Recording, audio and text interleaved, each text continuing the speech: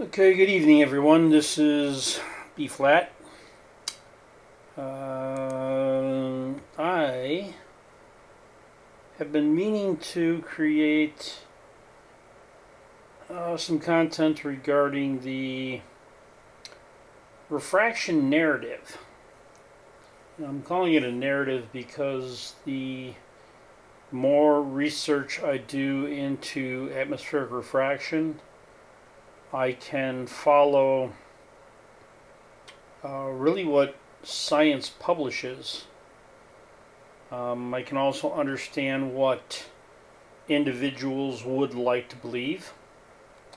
I understand how this applies to long distance observations that the flat earth community provides, and the concept of that we see too far. The ability to see too far has two narratives. A narrative from the flat earth community would be that we see a linear distance because light travels in a straight line.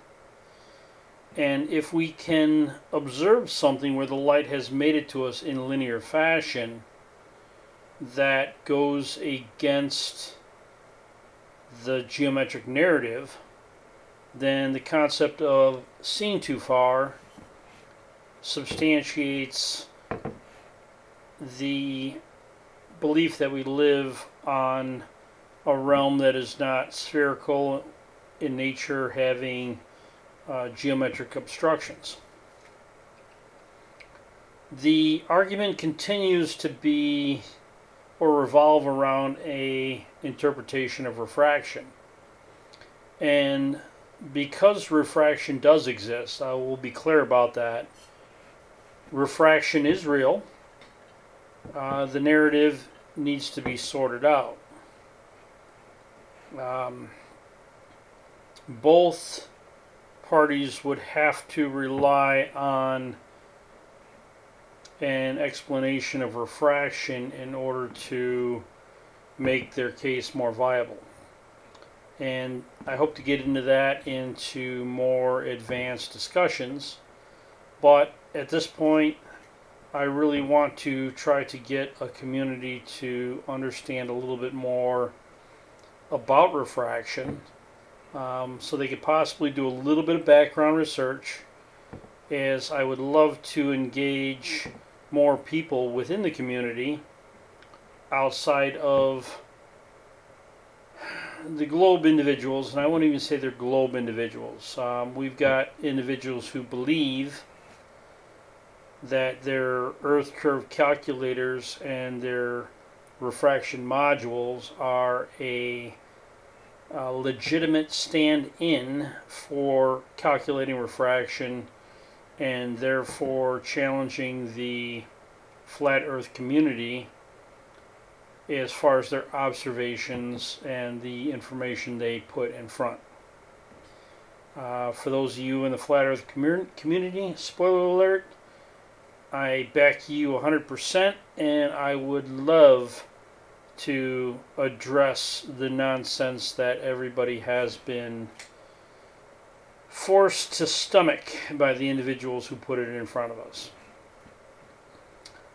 Before we can get there, everybody needs to start coming up to speed. It's taken me several years going through this. This is not my profession. This is not my forte. This is what I do as a passion on the side, based on looking for the truth. I've been blessed to have individuals that have worked with me, have discussed different things. They do observations. They let me know what they see. They share with me their work, and because of all this, I have the ability to sort through it and process it based on my strong points. And my strong points are mathematics.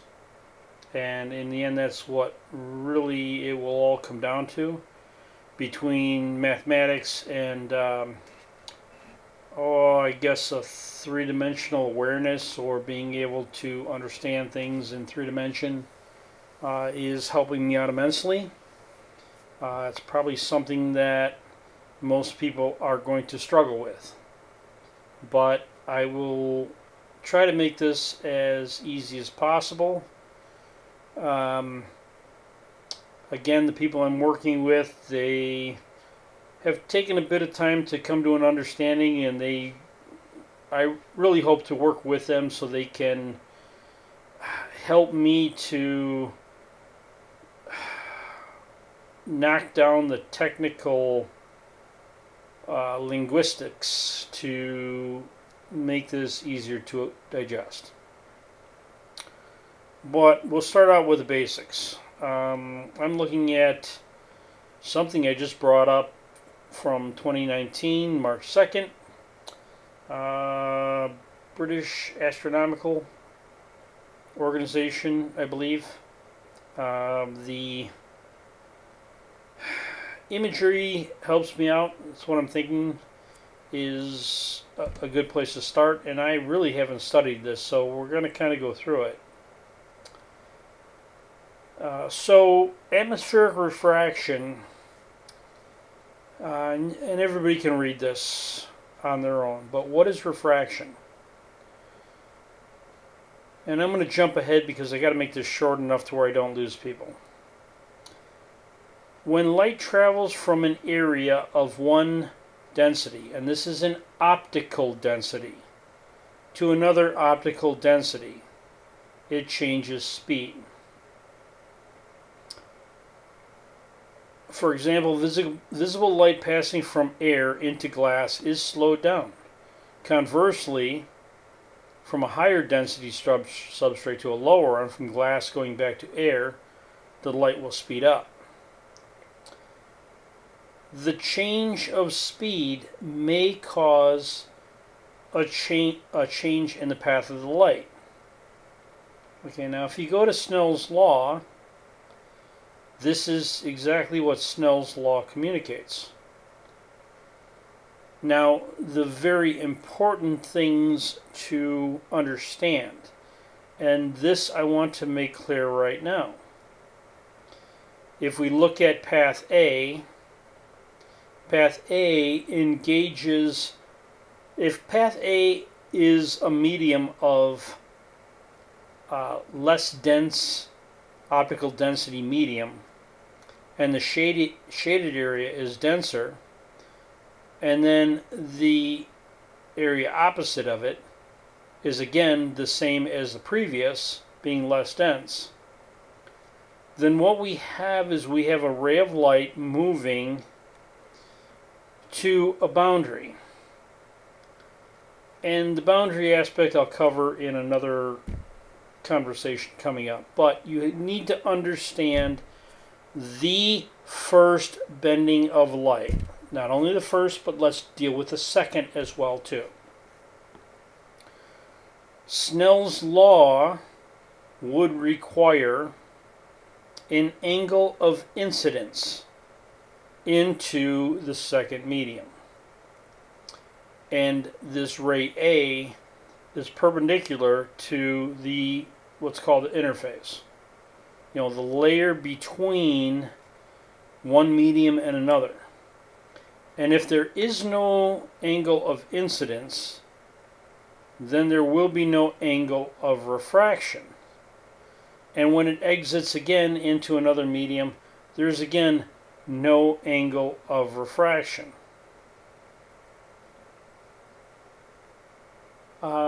There are, as I get into this, and I hope to make it a playlist, I hope I'm able to link a bunch of videos for people to more easily find the information that I've had to search for and educate myself over the last several years. When you start seeing some of these videos and you go back to the basics, this all starts making more sense, a lot easier than this overview is going to be. But as we move on, we see both ray B and ray C have an angle. It's not perpendicular, and it's definitely not parallel to the boundary layer of the medium. So we have an angle of incidence, we have an angle of refraction, to again an angle of incidence to the boundary, and an angle of refraction. Both of these indicate what science knows. This is important. Science tells us this. This is Snell's law. We'll have several laws at play here as things go on, but we have the law of rectilinear propagation of a wave. That means the light travels in a straight line. We have the law of refraction, that light travels in a straight line till it meets a boundary. At the boundary, it will refract at an angle, at which point it travels in a straight line. And again, when it hits another boundary, it can refract at an angle and then again continue in a straight line. This is the science aspect of it. And we need to really focus on the science aspect of it, because the nonsense will become more apparent to be nonsense as we move on. So we're going to move into light refraction in the atmosphere. And I'm going to expand on this a bit more in more material. But the concept behind refraction of light in the atmosphere is that the boundary layers stack vertically, or the change of density, optical density, in gradient form. This is a progressive change in the medium, from less dense to more dense. When people tell you there's a vertical gradient, this is what they're alluding to. And we'll clarify the vertical gradient in more presentations. But the very basics of this is rudimentary. I mean, if we go back into the books, the science books from the 18th century and the 19th century, we can see images like this in which the light coming from the star at a position does not have an angle of incidence into the change in medium, and therefore a line of sight from O to A is straight. It's unrefracted.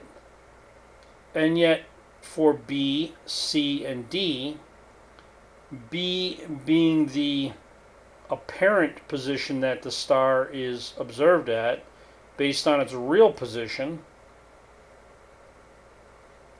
B and C, there's no D, I'm sorry. B and C, the star's apparent position based on its real position. The concept here comes that the light originates from the star B, it starts to change at an angle, and then again it refracts several times. But it is along this last path that our visual interpretation of where the light came from places B here and C here. Refraction is the bending of light causing objects to appear somewhere that they are not. So if the star is illuminating here and refracts several times, the trajectory of the light, which is what our cameras and our brain interpret, follow the last straight path and assume that that's where the star is. This is how we interpret the light that makes it to us. Very important to understand that. Okay, we're here observing. We're observers. And if we have a camera here has sensors. They sense. To sense is to observe. We are recording light that is inbound, and from that inbound information, we are trying to establish where things come from. So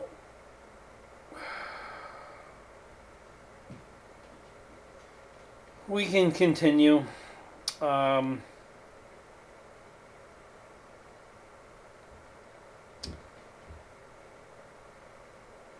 We will eventually get into the concept, I think, that starts to be depicted in some of these other views. And it will really come down to an analysis of how visualization software wants to represent truth to us. The laws will be that light travels in a straight line, light can refract at angles or reflect at angles. Where we will end up eventually is the basis to the 7/6R. That is, really, it's just kind of a stepping stone into the whole farce. It has a slight tangibility to real science, but it will be only for one specific path of light. Okay, that'll be the light that originates from the celestials. If the blue is the area above our atmosphere, and the celestials, the sun, the stars, if the light from the celestials needs to pass down through a progressively denser medium, then there will be the justifiability of the light to continue to refract. It doesn't have to refract once, twice, 3 times. It can refract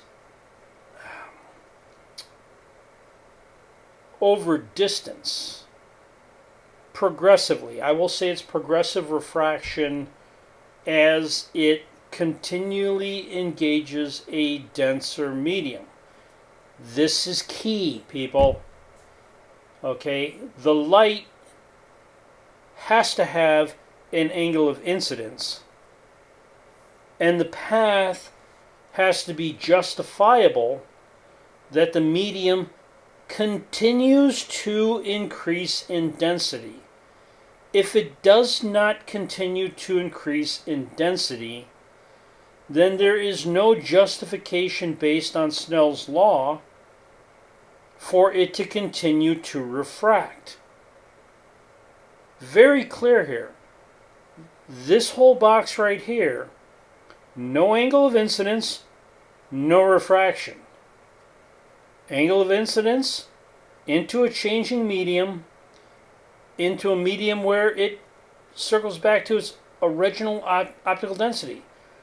Light can refract both up and down. Okay, it does not just enter a denser medium and start doing loop-de-loops in it.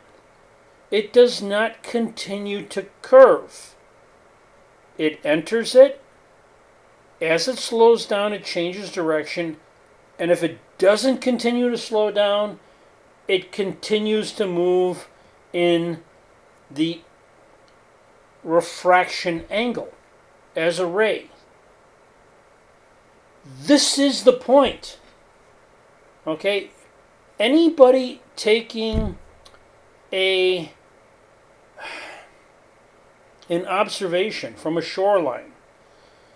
Okay, let's say you have a body of water that's 7 miles across. And the water is at a level, whether you call that flat level or spherical level, it really doesn't matter. You're at the same pressure gradient. You're likely at the same temperature.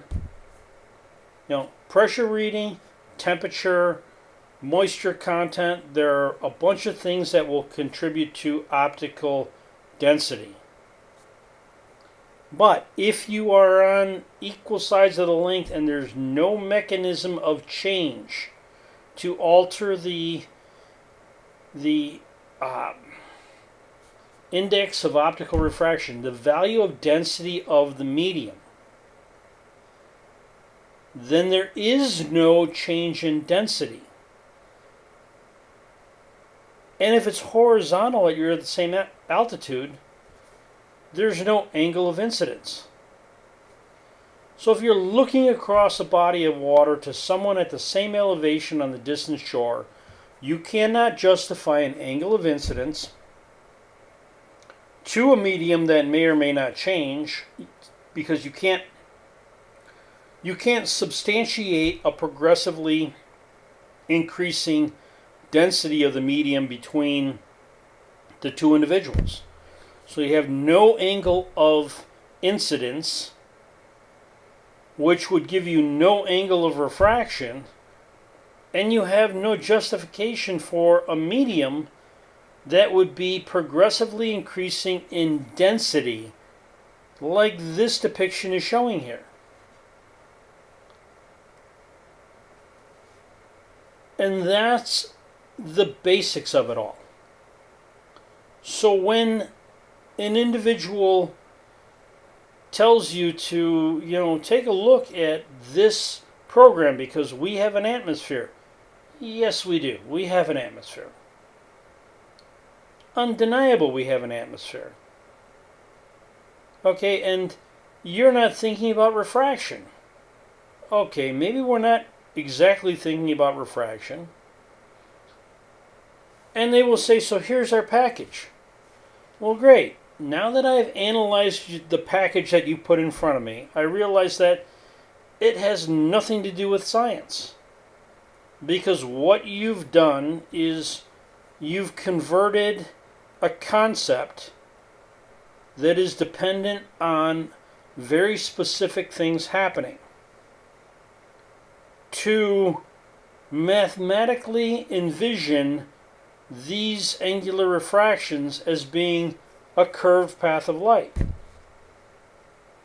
And you've laid that foundation to qualify a curved path of light.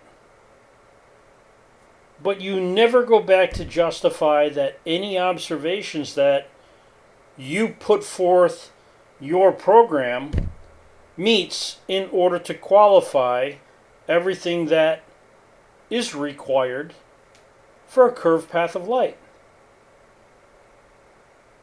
And because you don't, I, myself, and anybody who can process a rational thought process, as I put it out here, can say the medium does not qualify for how your program is processing it.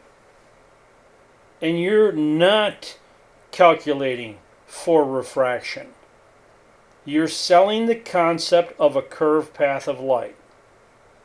And once you have that curved path of light in your program, you can adjust your little slide bar left or right to add more supposed curvature to a supposed curved path of light based on what you need, along with adjusting the supposed radius of your globe in order to come up with alignment. And linear alignment is more difficult than trying to line up 3 points on a plane to make an arc. Again, I'll get into a lot more of this in future videos, but at the basics of it, the community really needs to think about what I've just put out here. And I've taken my lumps with the people who support this program, and I will add the comical responses to their justification in future work. Would love to engage open-minded individuals within the communities for dialogue.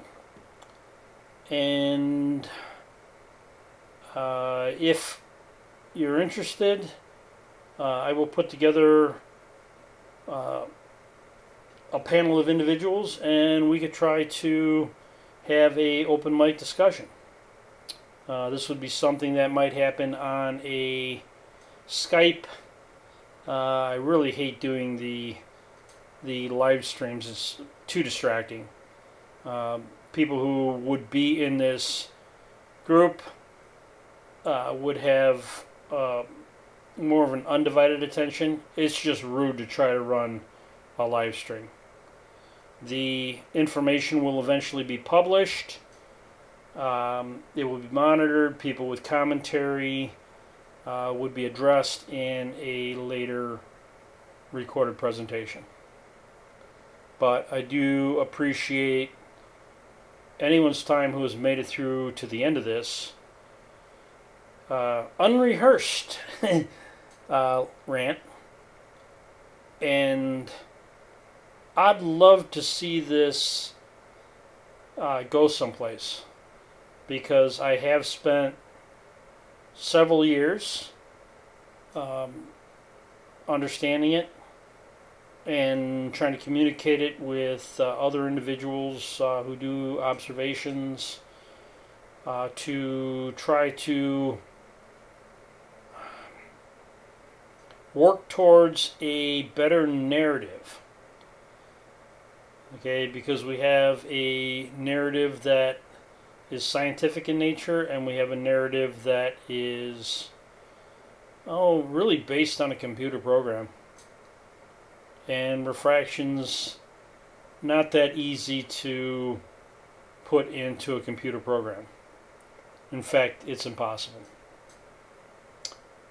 And when you understand that it's impossible, you can put the programs that claim to account for refraction into your own perspective and file them where they should be filed. Again, thanks for your time tonight.